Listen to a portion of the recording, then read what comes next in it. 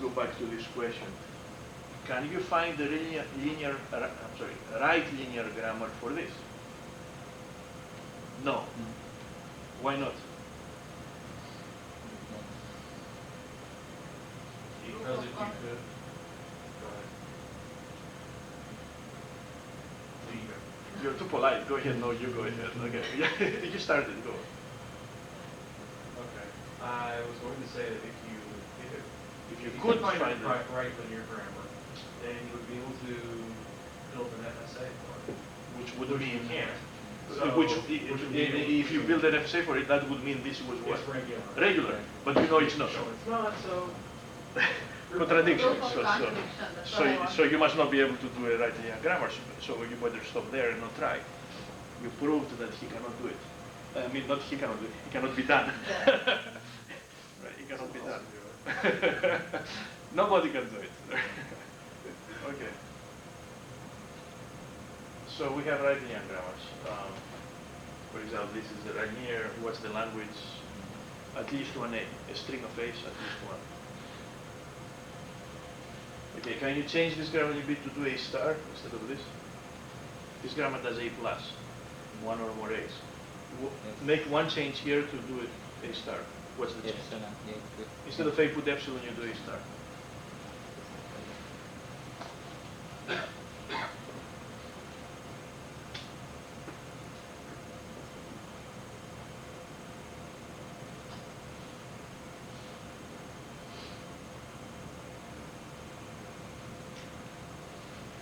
Okay, let me ask you something else. Is it true?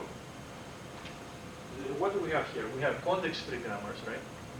What's the restriction here? On the left side, you can have only one non-terminal, anything you want here. Let's do like that. Then we have linear grammars, which is, and then we have right linear grammar. Now, every right linear grammar is also a linear grammar. So this is a subset of that. Any linear grammar is also a context-free grammar. Because on the left side it has one non-terminal and it has extra constraints. So that's why they call it a hierarchy, right? Type 0, 1, 2, 3, okay? They go as subsets. The more you go, you become a subset. Now, are those subsets or they're equal? That's a natural question. So is it true that for every linear grammar, I can find the right linear grammar that recognizes the same language? Maybe I'm going to search for an algorithm to take any linear grammar and convert it to a right linear grammar. Right? Should I try that? He says no again. I think he's going to say no, and you'll get it before class. He's going to say yes all the time, at least 50% right. So no. Why not? Because we know that at least in one case, the left click. Yeah. You have to give me an example. You're trying to give me an example. Yeah. So I said, well, take any linear grammar, you can convert it to an equivalent right linear. And he says this is false. There is no algorithm to convert it. You might be able to, but not necessarily so. Now, you're trying to give me an example. So give me an example of a linear grammar that I cannot convert. Like the grammar for the Which one? even palindrome. Yeah, give me the grammar for the even palindrome. Yes. A what? Yes. How can I produce a palindrome? A gives rise to ASC or A. Or Even palindrome. If you say you're A, that will allow me to stick an A in there and get an odd one. ASC or BSB Or BSB or or E. That will give you even palindromes. By the way, what if I wanted odd palindromes? How will I change this? Just we're digressing here, but let's say I want, this is even, right? I want odd palindromes. How should I change this? Yes. I- What? SGCS or BS. No, I want you to take this and change it a little bit. For odd palindrome. Change this one. Okay, leave this the same, change this one. C. Wait, I want to get odd palindrome. I want you to change this to give me odd palindromes. Odd means what? You got A, B, B, A, right? You must have one symbol in the middle. Why this gives you even? Because eventually the middle S is substituted with V, you get even. So to get odd, what do I have to put here instead of V? A. Wait, I want to see if you have to be able to follow this. Single A or B, right. So if I fit this or B, what are you doing? The only way to stop the derivation tree is to instead of S, you can put A. You got an A in the middle or a B in the middle.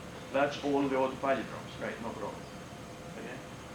What if I wanted all palindromes, even, odd, everybody? Well, you will not delete that. You will leave E there.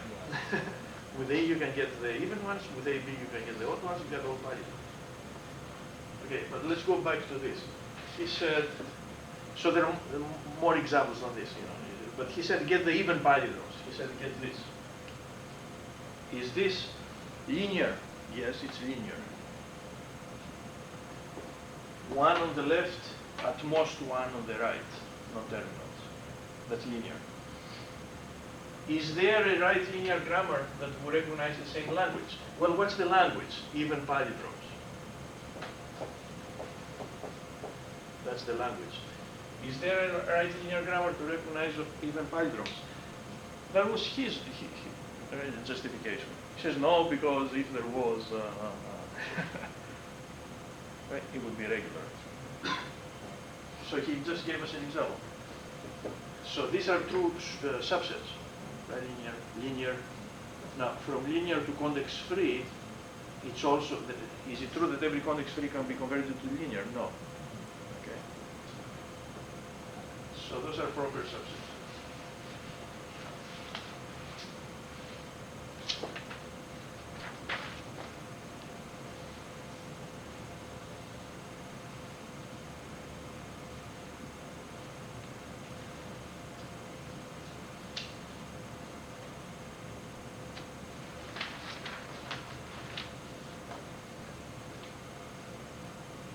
Save the tape, remember, when I pause. Okay.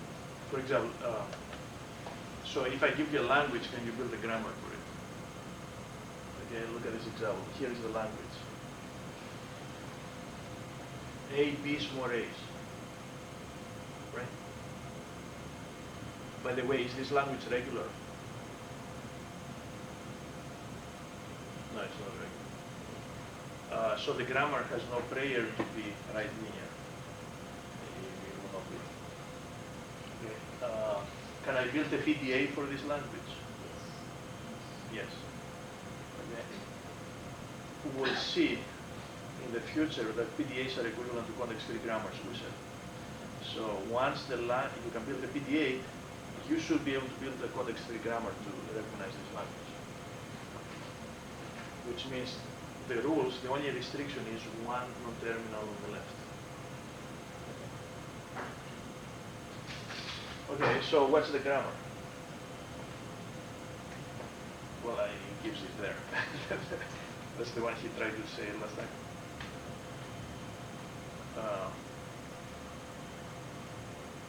More A's than B's. Well, the guy who wrote this down, how did he think to write this down? How did he get the grammar? He says, okay, I want all strings more A's than B's. Well, this means I should have that many A's plus a little bit more, at least one more. So the strings in this grammar, more A's than B, look like one or more A's followed by equal number of A's and B's. So these strings can be made out of concatenating a string in this language and a string in the language AN, BN.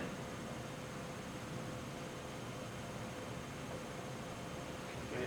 So how can I produce these strings? What do the grammar rules look like? S goes to what? Well, let's produce this language, AN, BN. So to produce AN, BN, I go ASB, ASB, ASB. I can do AN, BN. Now, once I produced equal number of A's and B's, right, but S is stuck in the middle, well, I will not substitute it with E, because is it bigger or equal or bigger? I cannot see. Oh, it's bigger or equal. If it was strictly bigger, I could not substitute S with E, because I would get equal number. But here he says the language of bigger or equal, so you can have equal number. So one option would be, if you want, you can substitute S with E, no problem. And you will get A and B N. Okay, but also, how will you get more A's? Well, if you say I can substitute with A, you will get exactly one more A. What about 2 A's, 3 A's? So you need here a rule to produce A plus, one or more A's. Okay, what is the rule? AS. S goes to AS, AS, AS, any number of A's. Okay, like that.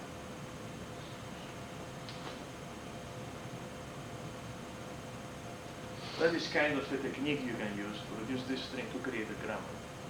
If you recognize these strings are concatenation of subcases, you know, you can generate grammars for each case.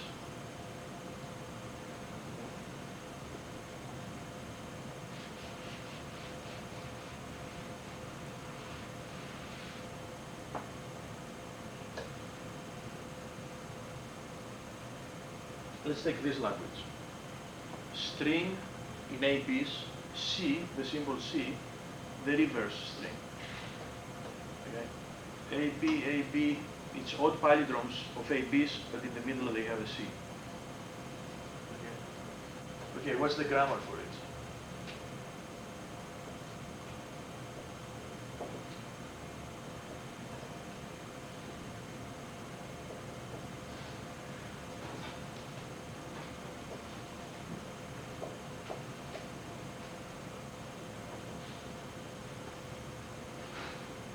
You say, well, if I could produce the palindromes, which we did before, and how do you produce the palindromes? Well, you start with S. Well, every time you introduce an A here, you got to introduce it on the right side also. So I have to go like that. Yeah. Or you could introduce a B here and a B here. Okay, and then what do or what? C. C. That's it. Okay. That's what we got there. Okay.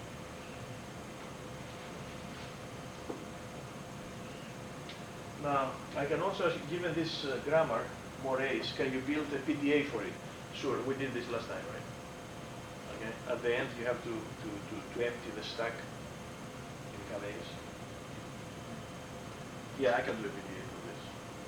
Okay. How about this? Odd palindromes with a C in the middle. Yeah, no problem, I can do a PDA for this. Okay? And it's no accident that whenever you can do a convex free grammar, you can do a PDA because those are equivalent. Well, now let's take this case. Now, in those two cases, which was easier here, to do a grammar or a PDA? Grammar, it depends, I guess, on the individual. That's a difficult question, you know. That's how your brain works. To me, grammar would take 1 minute in this case. Okay, PDA, oh, I have to worry the stage and where do you go, and I have to think. Okay. And the same with the palindromes. For me, grammar was so much easier. I built it in 1 minute, 30 seconds. Here, I have to think for PDA. Now let's go here. Okay. What's this? A is followed by B's, by C's, by D's. But together, the number of those must be equal the number of those. So for example, here is a string in the language. How many I got? 3. Matches. Right? He belongs to the language. This was no problem, you know. Matches. Okay? So take this language. Can you build a grammar for it? Well, I gave you the grammar. It will take you some time. It's not so automatic. Okay? If I hide this and I let you go home, okay? I don't know, it might take you half an hour. It's not so easy, right? But can you build a PDA for it? If I give you 2 minutes, you should be able to do it.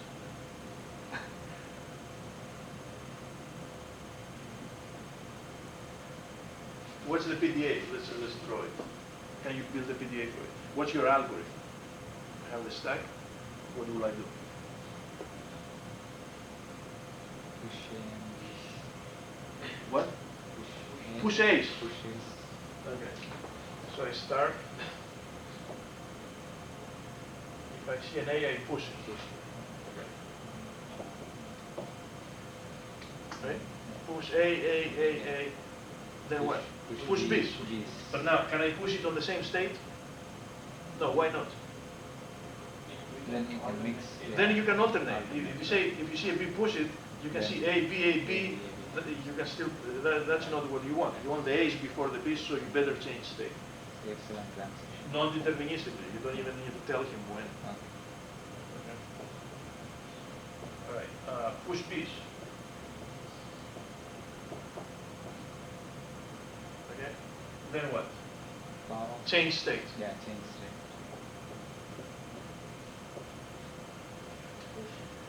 Do what? Pop. For every C you see, Yeah. For every C, pop B. or A. It doesn't Okay. matter what you Yeah, have there yeah. on the stack. Right. You don't care if it's A or B, Correct. as long as Correct. you can match anything. Okay.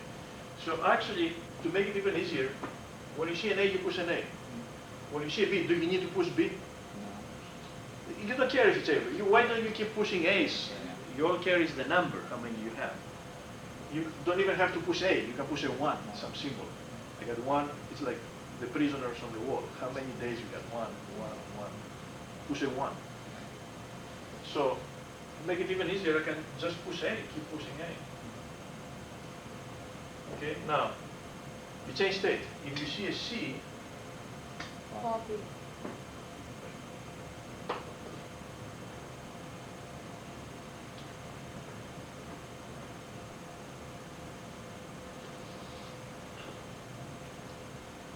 if you see a C and you have A on the stack,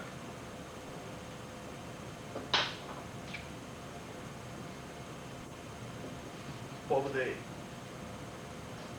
So C, you're popping.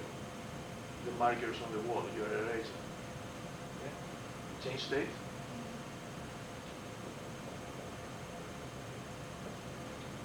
And then this is the final state. C A D. If you see a D, Copy. if you have A on the stack, you pop it.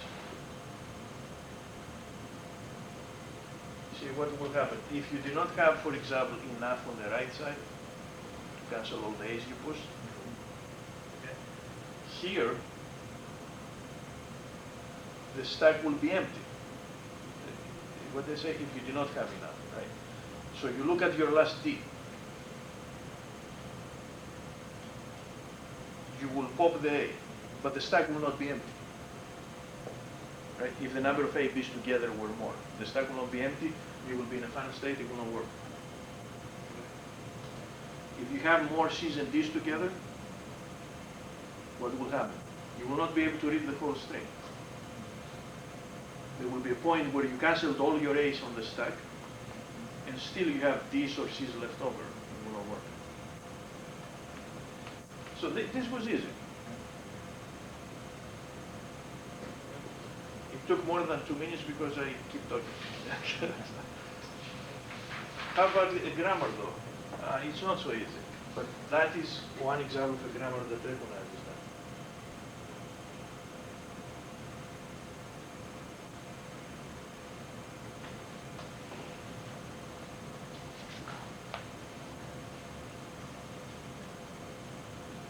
Can we build a grammar from the PDA? What? Can we use the PDA to build a grammar? Yeah, you might not find exactly that one, but if you apply the algorithm, yeah, you will find the grammar. Right. But at this point, we don't know the algorithm, so you have to do it ad hoc, try to find the grammar.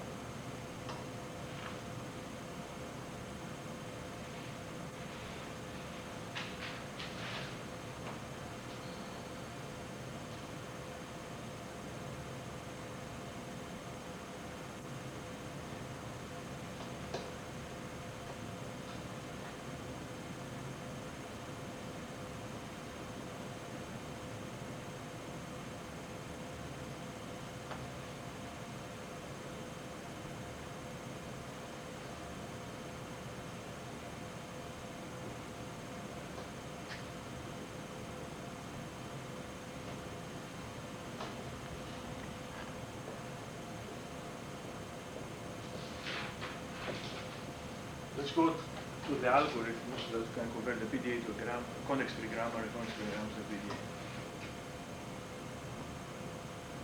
The most difficult one is to make a PDA into a grammar. Okay? To do that, you have to first convert the PDA into what is called a simple PDA. And the algorithm can take then the simple PDA and convert it. So you have to do two algorithms actually. So algorithm 1, convert the PDA to a simple PDA.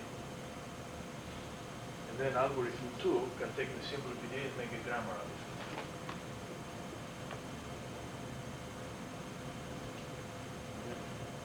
So what is a simple PDA? That's what a simple PDA is. Okay, what does that mean? When is a PDA simple?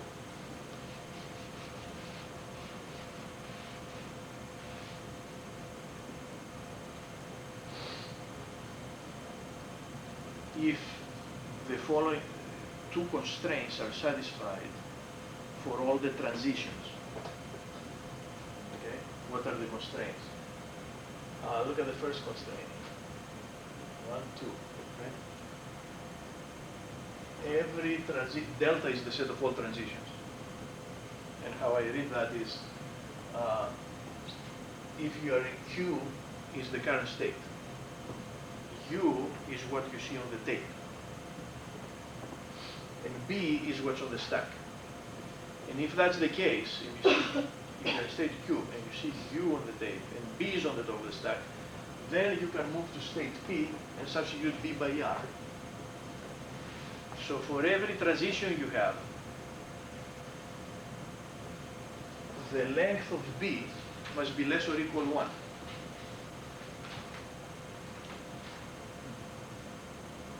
Which means that symbol on the stack must be the empty string, or at most one symbol.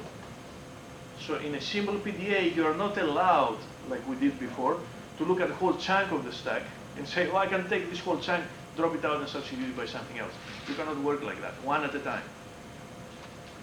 It's more like a real stack, how you did in data structures. Okay, one at a time, pop, push, one at a time.